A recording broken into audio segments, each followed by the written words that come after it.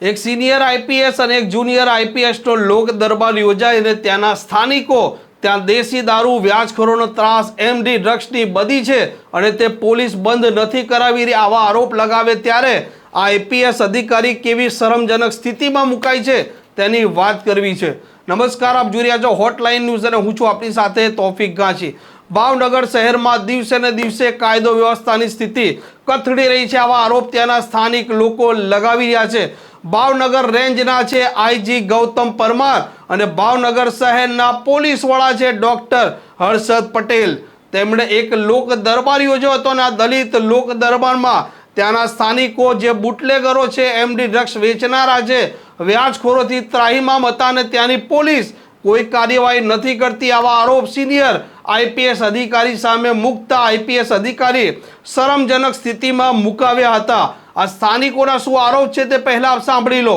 અમે બહુ ગરીબ માણસો છે અને અમારા એરિયામાં ઇલીગલ રીતે દારૂનું વેચાણ થઈ રહ્યું છે અને અમારે વિસ્તાર કયો કે ઇલેક્ટ્રિકલ દેવી કુચલ નગર શમશાન રોડ ઓકે અને ત્યાંના સ્થાનિક લોકો છે તે કુંભાર છે અને બ્રાહ્મણ લોકો છે જે દારૂના બુટલેગરો લોકો છે તેને પોતાના ઘર વેચીને ડબલ કિંમતમાં ઘર વેચીને જતા રહે છે ત્યાંથી અત્યારે જ કરાવડાવી છે અને પરમેનન્ટ કે ચોકીમાં અને અમારા ત્યાંના ઘણા લોકો છે પણ એના સામે અમે ગમે તે પગલા લઈએ છીએ તો એ અમારા ઉપર ખોટા આક્ષેપો નાખે છે કે તમે અમારા બાદ એ બેન દીકરીઓ ઉપર તમે આવી રીતે નજર નાખો છો કારણ કે એના ઉપર અમે કાયદેસરના પગલા ન લઈ શકીએ એટલા માટે હું કરું છું આની વ્યવસ્થામાં કરું છું તમને મને ખ્યાલ છે ત્યાં સુધી છે 2001 થી લગભગ ગુજરાતમાં દારૂબંધી છે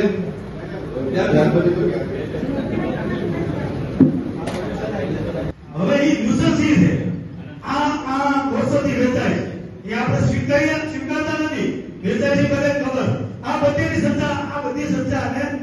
સમાજ સુધી કરવાની જવાબદારી કે કોઈ દારૂની વાત ન કરતા સમાજમાં બીજો કોઈ પ્રશ્ન હોય ને જે પ્રકારે આ સ્થાનિકોએ પોતાનો રોષ આ સિનિયર આઈપીએસ અધિકારી પાસે ઠાલવ્યો છે તે જોતા હવે સવાલો તે ઊભા થઈ રહ્યા છે કે શું આ બુટલેગરો છે, શું આ વ્યાજખોરો છે